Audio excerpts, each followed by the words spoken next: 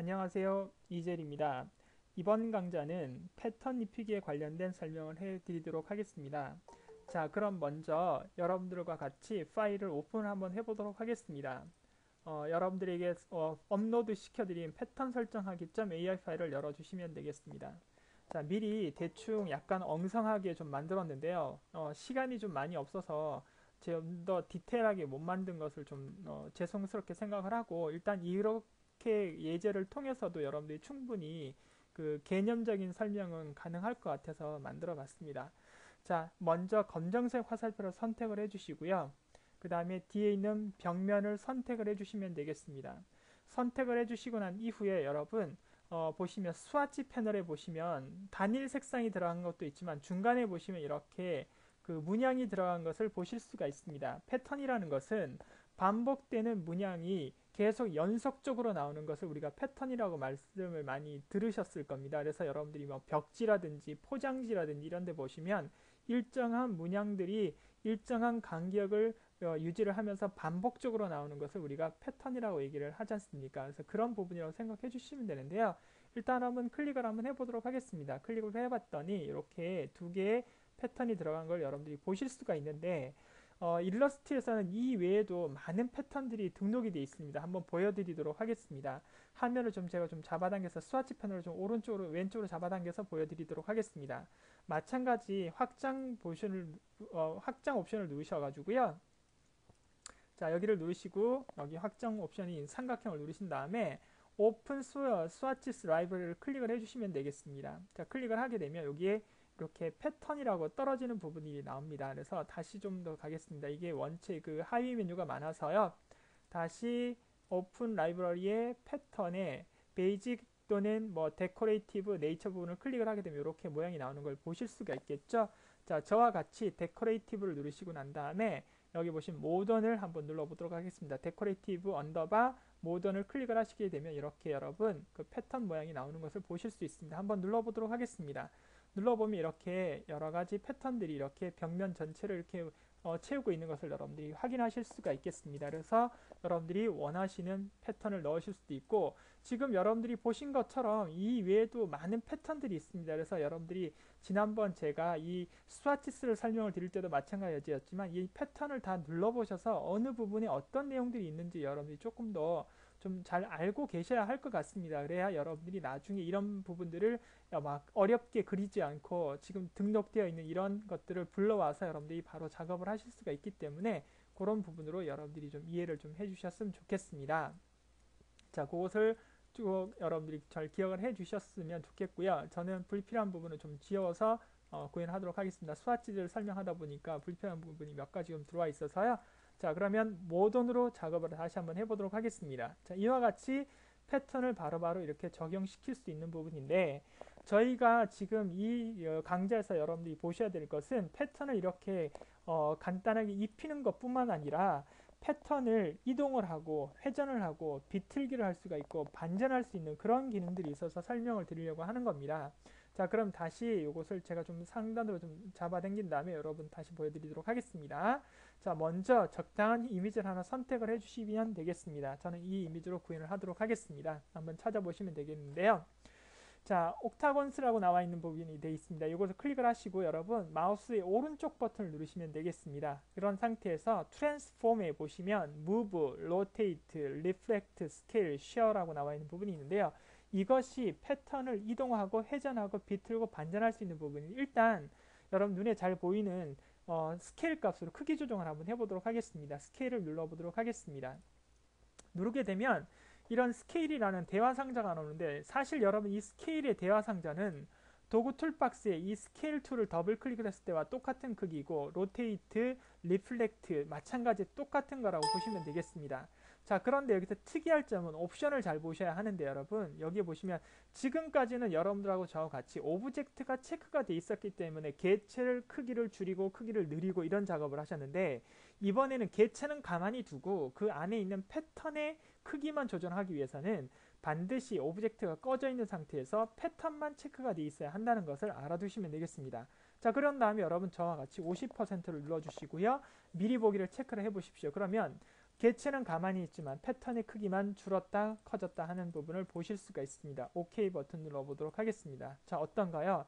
패턴의 크기가 조금 전과는 좀 다르게 많이 줄어든 것을 여러분들이 보실 수가 있겠죠.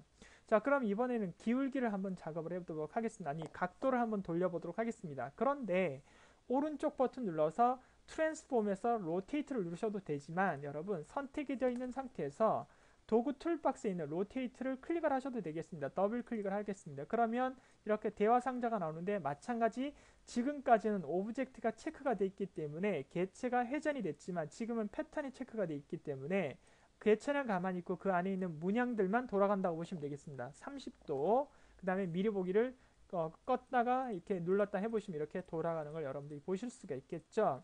자, 이와 같이 일러스트에서는 하나의 개념만 여러분들이 깨우치게 되면 나머지는 다 똑같은 개념의 형식으로 들어가는 걸 보실 수 있습니다. 그러니까 설정하는 방법은 같은데 결과가 회전이냐, 크기의 변화냐, 아니면 기울기냐, 이동이냐 이 정도로 여러분들이 기억을 하시면 되겠습니다.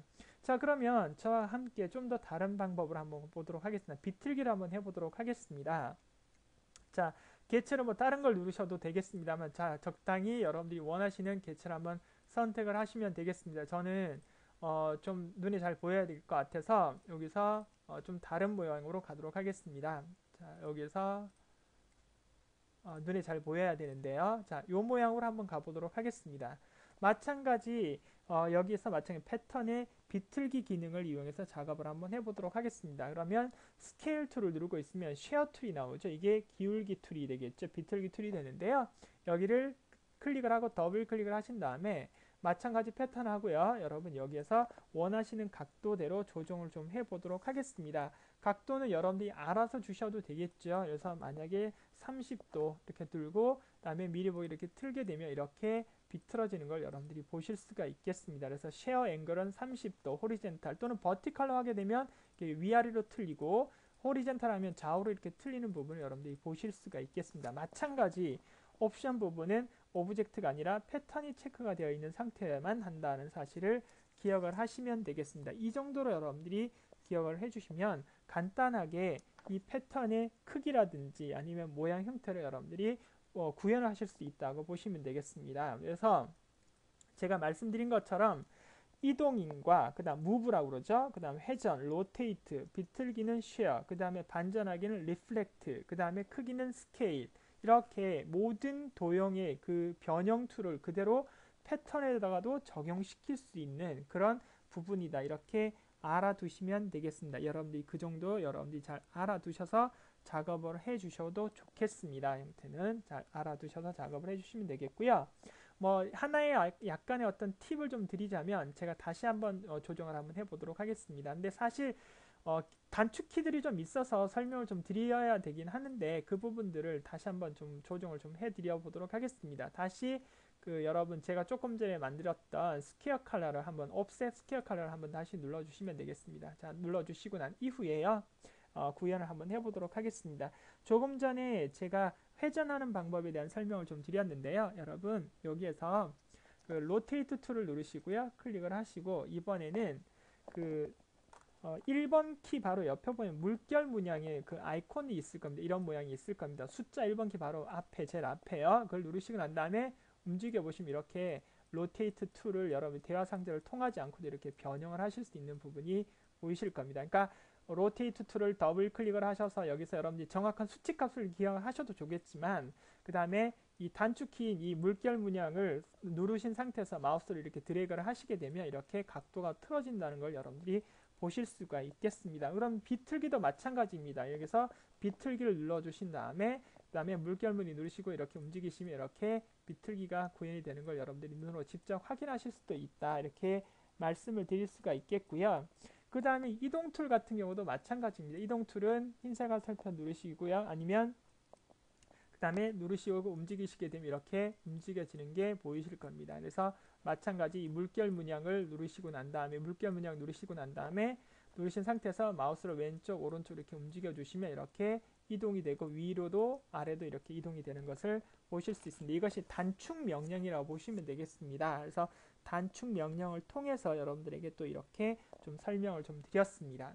자, 이것이 그 패턴의 이동, 그 다음에 회전, 그 다음에 비틀기, 그 다음에 반전, 그 다음에 회전, 그 다음에 크기 조정하는 부분에 대한 설명을 좀 드렸습니다.